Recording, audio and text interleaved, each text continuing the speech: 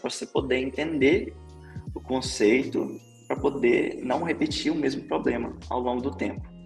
E estudando ao longo do ano as competências que você tem errado, vai chegar no final, você vai estar errando praticamente pouca coisa.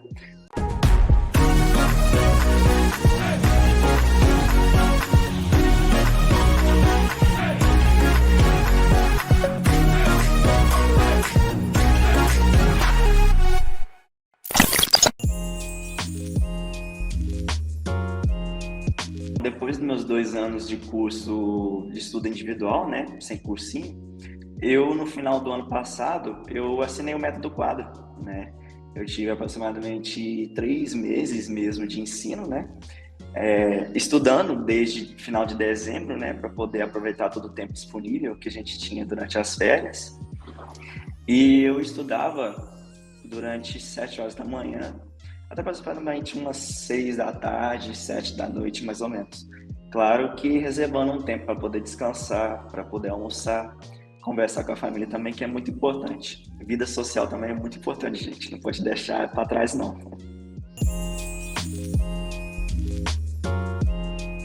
O momento de lazer é bom para poder distrair, né? Eu consegui absorver muito mais conteúdo quando eu consegui, por exemplo, saber diferenciar meus horários, né?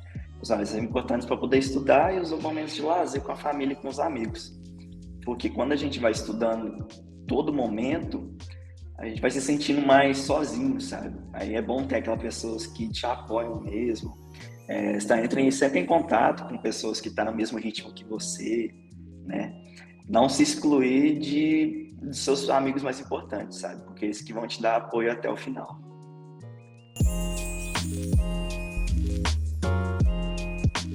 Essas situações de luto, né, que a gente é uma questão mesmo, até sabendo da matéria, por ter estudado durante a semana, aliás, né, é uma sensação muito frustrante mesmo. Mas eu aprendi ao longo do ano que a gente não pode ver os erros como algo emocional, né? Deveria ser analisado através de uma perspectiva mais analista, para poder ver o que errou, porque a gente sabe que é aquilo que está impedindo a gente de ser aprovado ao longo do ano, né? Aí, tendo esses erros em mente, colocando eles em prática, num resumo e revisando ao longo do ano, vai ser essencial para a aprovação. A frustração é momentânea, mas lá na frente vai valer muito a pena por ter corrigido.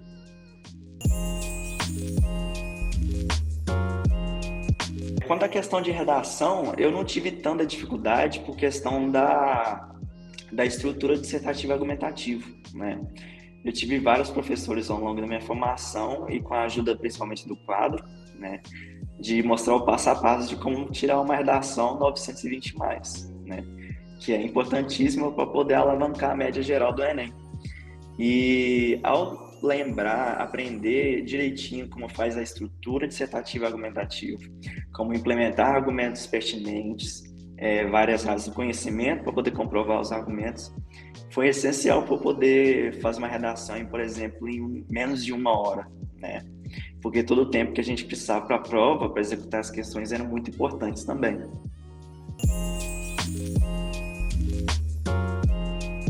Eu treinava por mais vestibulares no caso, né? Eu fazia vários tipos de redações. Eu também pretendia entrar na Universidade Federal de Uberlândia, né? Pelo curso de medicina. E naquele vestibular, eles cobravam 10 gêneros textuais, né? Carta, artigo científico, divulgação de artigo científico, relatos, e também o Enem, né? A dissertação argumentativa. Eu enviava praticamente 2 redações por semana por conta disso. Mas na questão do Enem, eu enviava uma vez a semana, para poder testar meus conhecimentos e não poder esquecer um detalhe ou outro que eu aprendi ao longo da semana. A questão da redação é mais diferente mesmo, né? Não é como se fosse uma questão para você poder refazer ela e aprender de novo. Na redação, eu estudava mais pelas competências. Por exemplo, na competência 1 é mais gramatical, né? Como era mais ruimzinho em português, né? Na questão de gramática. Eu, por exemplo, quando eu tirava 120 na competência 1, eu focava especificamente naquele conteúdo na gramática. Eu não estudava a gramática como um todo. A gente vai diretamente até o problema. Por exemplo, concordância nominal, né? A gente vai até o capítulo de concordância nominal, diferencia ela da verbal, atividade nominal e tudo mais, para você poder entender o conceito, para poder não repetir o mesmo problema ao longo do tempo. E estudando ao longo do ano as competências que você tem errado, vai chegar no final, você vai estar errando praticamente pouca coisa, como pontuação, vírgula, ponto final, sabe? No início da minha jornada eu também era muito assim, eu não gostava de, por exemplo, ir para o mais fácil primeiro, porque, como muita gente fala, o mais fácil todo mundo sabe, né? A gente tem que procurar pelo menos as coisas mais difíceis, por exemplo, polinômios, equação de segundo grau, física moderna em física, né? Mas se a gente não tiver uma base muito bem consolidada no início do ano, é impossível prosperar nessas futuras matérias, né? Porque essas matérias lá na frente demandam muita base no início, né? E, por exemplo, no Enem, a questão de matemática, várias questões cobram o básico. Se você tem, por exemplo, o básico bem consolidado na memória de longo prazo, você poder resolver essa questão em questão de segundos, por exemplo, né? Infelizmente, a maioria não tem todo esse acesso à educação, né? De estudar o básico e tal, com materiais adequados, né? O quadro disponibiliza até um módulo específico extra para matemática básica, né? O que tem me ajudado bastante a entender, por exemplo, outras matérias de questões, por exemplo, de situação, problema em matemática, que demanda muita interpretação, muita análise textual, para poder destrinchar o problema e conseguir executar direitinho a questão. É porque o que eu vi? A gente nunca sabe de tudo, na verdade, né? A gente tem que voltar para a base e ver o que a gente ainda falta para poder aprender.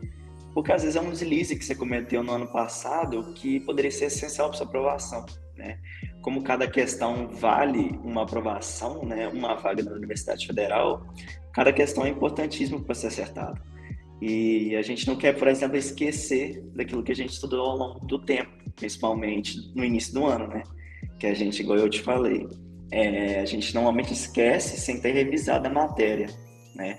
A questão de matérias estudadas em fevereiro vão ser esquecidos, por exemplo, depois de um mês, chega no Enem, nem lembra que estudou aquela matéria, né?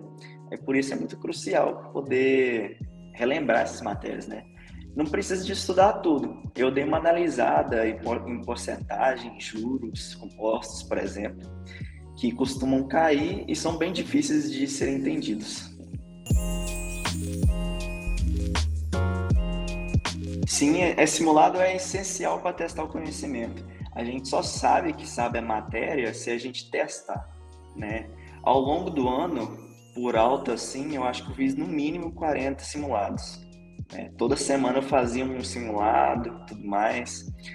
Até durante os feriados, né? Às vezes viajava, fazia simulado. É estranho, né? Porque misturar, por exemplo, o tempo de estudo com descanso, principalmente no feriado, é meio complicado mesmo, mas quando a gente corre atrás, por exemplo, da nossa aprovação, de vez em quando a gente tem que sacrificar um dia e outro, né? Mas no final vai valer muito a pena. E simulado é importante para, por exemplo, você ver o que você está precisando de aprender de novo, né? Porque se você não sabe a matéria, o seu erro vai te mostrar isso.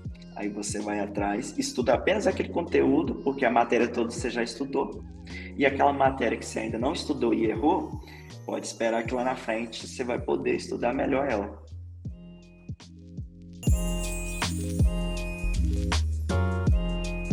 O meu crescimento não foi linear, como posso dizer, ao longo dos simulados, eu tinha muitos altos e baixos, né? Tinha vezes que ao longo dos meses, ao longo das semanas, né, eu tive um crescimento gradual.